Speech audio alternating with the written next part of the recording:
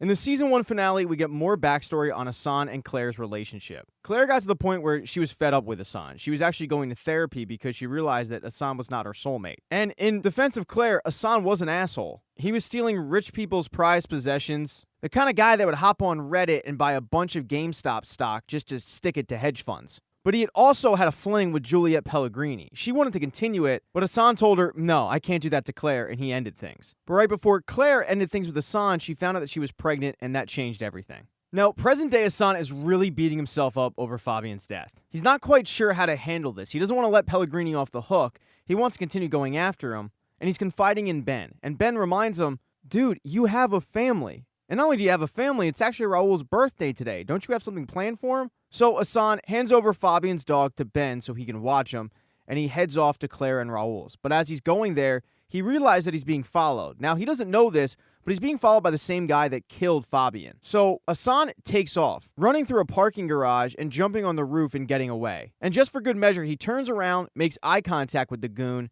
and gives him a little nod to let him know, yeah, I got you on this one. He then goes to Claire and Raul's. And he's told Claire and Raul that he has something special planned for him. And the first thing he gives him is a top hat, but Raul isn't really into it. He tells Asan, I really like the Lupin books, but this, I don't know. But Asan reassures him that he's going to like it, just give it a chance. And then he tells him that they have to get to the train station because they have tickets, although they don't know where they're going.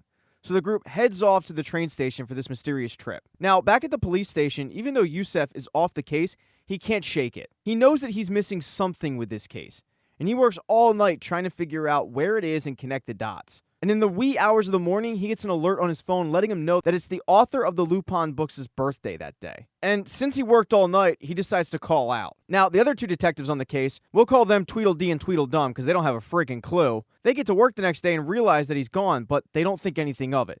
They continue to try to dive into who exactly this mystery man is, having absolutely no leads whatsoever. Now, at this point, Asan, Raul, and Claire are on the train, and Asan lets them know that where they're headed is to a Lupin festival because of the fact that it's the author's birthday. It's in a town not too far away, and Raul is pumped. Claire decides to take a picture of the group, but as Raul and Asan are looking at it, Asan realizes that in the background is that goon that was following him.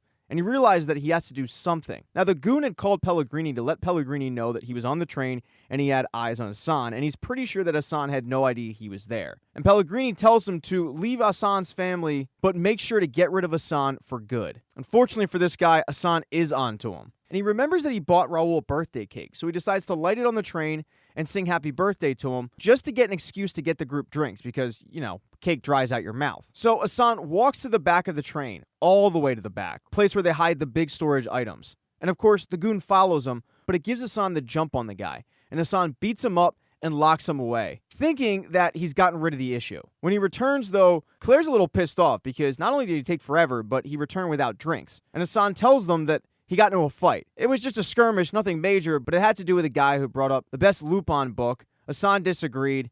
The whole thing's a lie, and Claire's pretty onto it. Not too long after that, they get word that their stop is going to be next. So Asan gets up and starts gathering his things when he looks to his left, and here comes the goon. And he is very surprised to see him. And the goon shows him that he's holding a gun. But this time, he's not sitting back. He actually sits right next to Raul and strikes up a conversation about Lupin. Now, Raul doesn't know any better, but Claire knows that there's something not right with this guy. And Asan realized that he needs to now get rid of this guy for a third time. So he decides to text the police lieutenant's phone, saying, hey, this is Paul Cernine. I'm on this train. I'm about to get off at this station.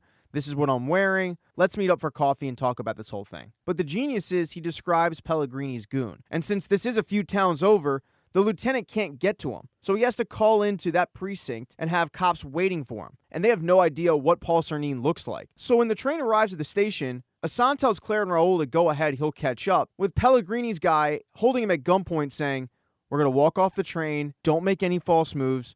But when they do that, there's about 5 or 6 police officers waiting for him. Although they're not waiting for Asan, they're waiting for Pellegrini's guy because that's the description they got. And it allows Asan to walk away. And when they search Pellegrini's guy, not only do they find the gun, They also find a hidden gem from the necklace after Hassan had planted it there. So Hassan thinks he's finally rid of that headache, and Hassan, Claire, and Raul go to the festival. But as they're walking over to it, with Raul walking up ahead, Claire pulls Hassan aside and says, "All right, what was that whole deal with the train? I have to know." And it takes some prodding, but finally Hassan admits that it has to do with his father. And this is catching Claire off guard because Hassan never talks about his father with her. It's one of those few kept secrets that he just never discussed. He promises Claire that once this whole mess is done, he can tell her all the details, but she's heard that lie before. And as Hassan is pleading for forgiveness and for one more chance, they realize that they've lost Raul. He's nowhere to be found. And that's because Raul was kidnapped. The police in the precinct had to let Pellegrini's guy go because he didn't fit the description. So as the police back in France, Tweedledee and Tweedledum, are headed there to question him, Dumont tells them it wasn't your guy. Not only did he not fit the description, I mean, he didn't even look like Hassan, which, by the way, Tweedledee and Tweedledum knew that, but he had an alibi for the night of the Louvre heist, and he had a permit for that gun. They had no choice but to let the guy go. And Dumont is pissed off at them for wasting more of his time. Of course, Hassan has no idea that this guy is out in the public, and this guy has kidnapped Raul, forced him at gunpoint into his car, and driven off. And Hassan and Claire are frantically walking up and down the festival looking for Raul, when all of a sudden, somebody from behind Hassan says, "Lupin." And when Hassan turns around, it's Yusef staring at him in the face. And that is how part 1 of Lupin ends. I apologize for the first part of this saying Lupin. My bad. I didn't take French. I took Spanish. But hey, I adjusted. Consider subscribing to the channel. Like the video if you liked it. Hit thumbs down if you don't. Be nice in the comment section. You don't have to point out every single little mistake I made. Mistakes happen. We're human. Also, sharing is caring. There's a share button for a reason. Put it on your social media platforms. But just know I really do appreciate you guys watching this recap.